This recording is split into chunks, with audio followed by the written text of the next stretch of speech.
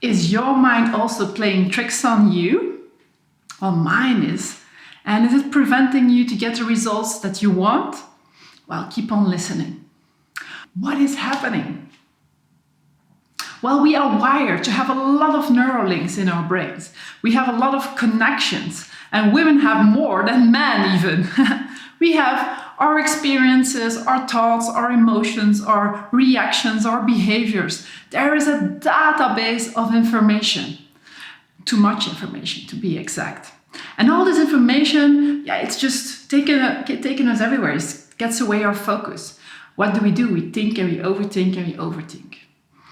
You can compare it with a program. You know, like the program you have when you open up your PC or your Mac? Well, then you are also having a program running your PC or your Mac. It makes sure that that the device works. But you also need to upgrade it sometimes, and you also sometimes have it totally blocking and going in a lockdown. How do you say that? Yeah, lockdown. So when you take into account, additionally, that we can think 3 times faster than we can speak, that allows our brain to go into lots of different places. There's a lot of possibility to process faster than that we can speak or listen. So we tend to use our brain a lot. So why would you work on this? Why would you stop having your brain playing tricks on you? Well, the thing is that currently we think and overthink and overthink. And when I look at my female clients, overthink and overthink and overthink. And it stops us from doing. It stops us from getting closer to what is very important to us. Our results, the things that we want for our families. To really take care of ourselves. When there's this overload of information, we have the tendency to take a step back and to be confused and maybe not make any decision or make the wrong decisions. Is this recognizable for you? It is for me, at least. And like one of my mentors said, Tony Robbins, he says, when you stay in your head, you are dead. So having all this focus on our mind is not good enough. It's not enough to move our plans forward. So how to stop having our mind overthinking everything?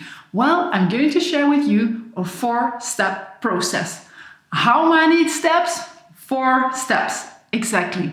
So first of all, we need to do something very clear with all these thoughts in our mind. We need to put them onto paper. We need to do a brain dump. So we need to get everything on paper. So for example, you can use just a very classical paper, and you can do a mind mapping. Like for example, for the tips I'm doing today, I did a mind map on paper. You can also use a bigger paper, of course, depending on the brain dump you need to do. If it doesn't work for you written on paper, just do it electronically. Use the program that works for you. Don't let yourself be blocked already by that. Find the device or find the way how that will make it work for you. So you brain dump all these thoughts. You put them onto paper, into words. Second, very important, is the select phase.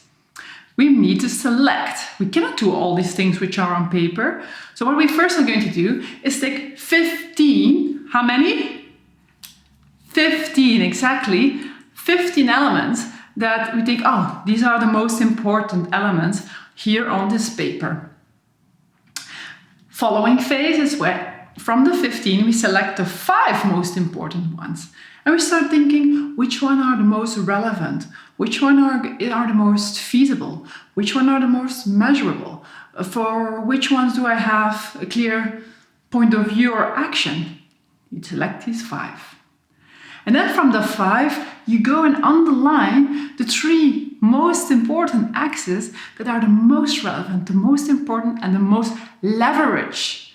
So leverage means you can easily also scale up afterwards these actions. All right, so then we are in step 2. We made all the selections. So now we have the 3 most important axes. What do we do right now? We go to step 3. In step 3, we go into the phase of putting things into action. So again, we have 3 final axes that we selected in the phase above. So again, we do the same thing. We do a brain dump on every element separately. So 1, 2, 3, because we have selected 3. So we make a mind map for 1, we make a mind map for 2, and we make a mind map for 3. When we have done that, we take our first mind map and we go and make 2 columns, like you're seeing right now, with on the left side a column saying low-hanging fruits, on the right side long-term possibilities. So go and check your low-hanging fruits. Low-hanging fruits is like, you have a tree and you can take the fruits. It's very easy. You can take them very fast because they're hanging low. So these are the elements that you can do easily, rapidly, and there's a big return or a return on a short term. And next to that, you'll have your long-term possibilities, and from that, we'll have to do what? Again, select. Of course we do.